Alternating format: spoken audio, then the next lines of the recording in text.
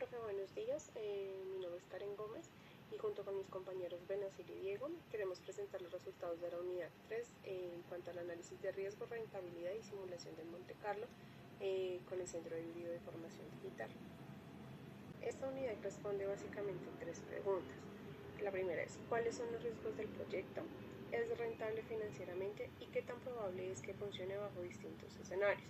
Para responderlas usamos 3 herramientas, las cuales fueron la matriz de riesgos, el análisis de rentabilidad con Watt y CAM y la simulación de Monte Carlo. Antes de los números, me gustaría hacer una decisión conceptual importante con respecto a la diferencia entre el riesgo y la incertidumbre. El riesgo se refiere a los eventos cuya probabilidad de ocurrencia se puede estimar, aunque sea de forma aproximada. Un ejemplo de esto es la posibilidad de que la matrícula quede por debajo del punto de equilibrio. Esto es un riesgo. No sabemos cuántos estudiantes llegarán exactamente, pero podemos estimar los rangos con datos de mercado y distribuciones estadísticas. Y en cuanto a la incertidumbre, en cambio, es cuando ni siquiera podemos calcular la probabilidad. No existen datos ni tenemos referencias que permitan cuantificarlo. Un ejemplo de esto podría ser que el proyecto sería un cambio regulatorio inesperado del Ministerio de Educación que llegue a modificar el modelo de certificaciones. Esto no podemos saber cuándo ocurrirá ni qué tan probable puede ser. Esta distinción importa porque nos lleva a usar diferentes herramientas. Los riesgos se cuantifican con matrices y simulación. Las incertidumbres se gestionan con planes de contingencia y flexibilidad estratégica. Ya con esto claro, vamos a ver las fuentes concretas de riesgo del proyecto y cómo los evaluamos. Identificamos 8 fuentes de riesgo en 4 categorías: en riesgo de mercado, financiero, operativo y regulatorio. El riesgo más crítico para nuestro proyecto es la baja matrícula de estudiantes. El punto de equilibrio del proyecto es de 403 estudiantes por año. Nosotros proyectamos arrancar con 230 estudiantes, lo que significa un déficit del 57% desde el primer día. Esto no es un error del modelo, es un hallazgo más importante de la preinversión. La función de esta etapa no es demostrar que el proyecto es viable, sino determinar bajo qué condiciones podrías llegar a hacerlo. El segundo riesgo que evidenciamos, y pues que es crítico, es la competencia de plataformas gratuitas como YouTube, las plataformas del SENA. Estas plataformas presionan directamente el precio que podemos llegar a cobrar y la capacidad de atraer a los estudiantes. Estos dos riesgos tienen severidad de 15 y 16 en nuestra escala, ubicándonos en una categoría crítica. Y para evaluar estos riesgos cuantificables usamos 2 métodos: la matriz de probabilidad e impacto y la simulación de Monte Carlo. La matriz de riesgo nos permite priorizar los 8 riesgos y asignar estrategias de mitigación. La simulación de Monte Carlo, que Diego explicará con detalle, nos muestra cómo se distribuye el BAM bajo 1000 escenarios distintos. También hicimos un análisis de 3 escenarios: pesimista con 160 estudiantes, base con 230 y optimista con 320 en los 3 vanes negativos. Solo en optimista este se aproxima a 0. Para evaluar la rentabilidad necesitamos una tasa de descuento que refleje el costo real de capital. Esa tasa es el WAP, el costo promedio ponderado de capital. Calculamos el WAP usando el modelo CAP para estimar el costo de patrimonio con datos de Damorán a enero del 2026 y del Banco de la República. La fórmula es KE, que es costo de capital, igual a RF, que es la tasa libre de riesgo, más beta por RP, que viene siendo la prima de riesgo de mercado. La tasa libre de riesgo es del 12,70%, correspondiente a la TES, que en Colombia es a 10 años. La prima de riesgo de mercado es del 8% según Damorán para mercados emergentes. El beta del sector educativo es 0,78, calculamos con 32 empresas por Damorán en enero del 2026. Entonces, KE es del 12,70% más 0,78 por el 8%, igual 18,94%. El costo de la deuda después de impuesto es 14% por 1,35%, igual a un 9,10%. El WACC resultante es del 16,03 con estructura de capital, del 70% de patrimonio y el 30% de deuda. La inversión total inicial es del 67 millones, o sea, 60 millones de CAPEX más 7,05 millones de capital de trabajo, equivale a un mes de costo fijo como caja mínima de arranque. El flujo libre para la fórmula es FCL no PAP más depreciación CAPEX menos variación de capital de trabajo. Como el centro cobra por anticipado.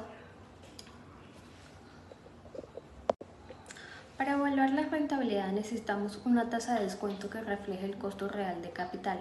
Esa tasa es el WAP, el costo promedio ponderado de capital.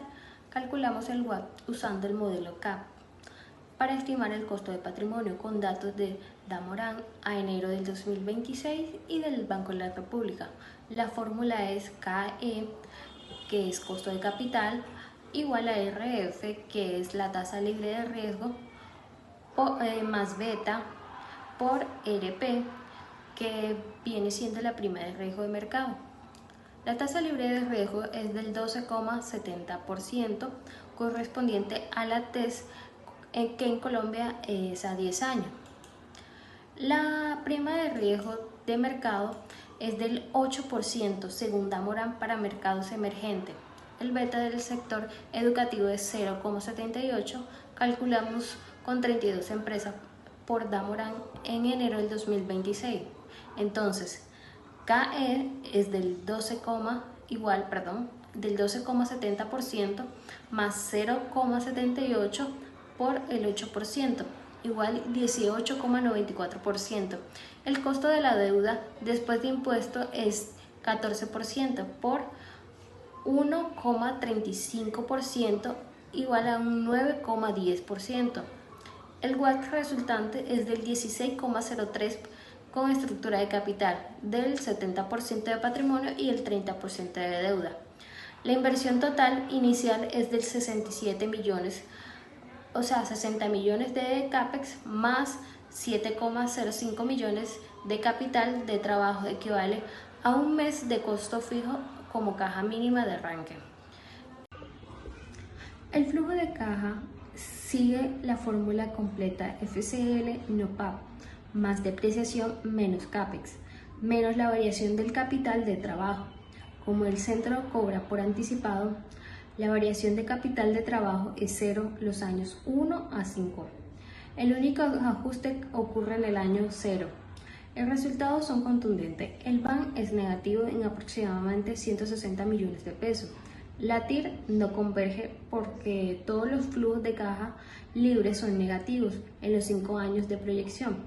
Esto ocurre porque los ingresos del primer año son de 57,5 millones, mientras que solo los costos fijos son de 84,6 millones.